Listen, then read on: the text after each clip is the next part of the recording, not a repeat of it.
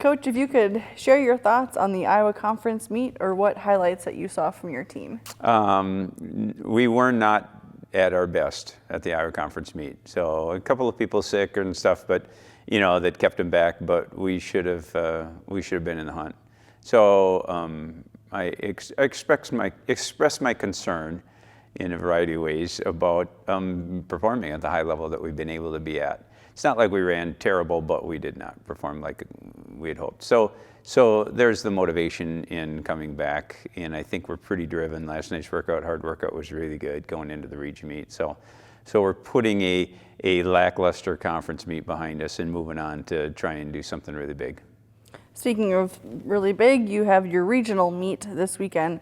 How will you parlay maybe this week of practice into success on Saturday? Intensity builds every day, so coach's voice gets a little bit more intense every moment of every workout. But they're ready to go, so they're not happy with the way they performed at conference. It's not like it was a disaster, but men should have been a close third, and we were a distant fourth.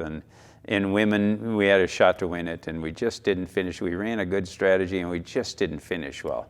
We were that close. If we'd finished that last mile, we'd have won the thing, and instead we just stalled. And our JV races were in the hunt, but not enough. And so even bringing home the JV titles would have been something. That they're ready to put that behind them, and they're ready to get after this. And so we're not going in hesitant, and we're not going in scared. Last night's workout was really good. They were blitzing pretty good, and their smiles on their faces. And so not as much coughing and blowing now at practice as there was a couple of weeks ago.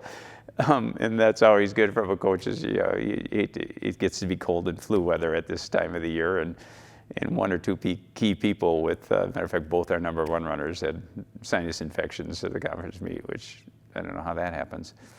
But we're ready. We're anxious. We're ready to get after it. I think both teams, we're not favored, but both teams are good chances to have a shot at qualifying for nationals. So there's the goal. What can you tell us about the course and then the other teams that you'll be racing against? Our Central Region's really good, and so we get poorly ranked at the national level. I just think that teams out east seem to get overranked, and we seem to get underranked, or however that goes.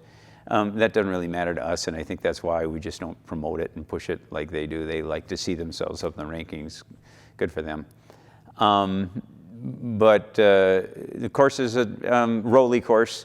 Was real fast last year, but was real dry and cool. It should be real cool this year. They're talking about storms coming through tonight and tomorrow, but I think that should, I don't think that'll have any impact on the course. It should dry out plenty good by the end of the week. And so it should be cool, should be fast. It's really interesting. On the men's side, St. Olaf has been ranked anywhere from first to third, and they were really good. They're deep, they're heavy, senior heavy laden, but they're a very good team. So nobody can really run with them if they're there and they show up. But Loris is one of the next best teams. We're as good as Loris. We've beaten them. They've beaten us by a few points on their home course, which is a really hard course. I thought it would be hard for us to beat them, hard for Central to beat them, just because they have the home course advantage. So, and they won, and they looked really good doing it. But when you got a chance to run on those hills day in, day out, that's good.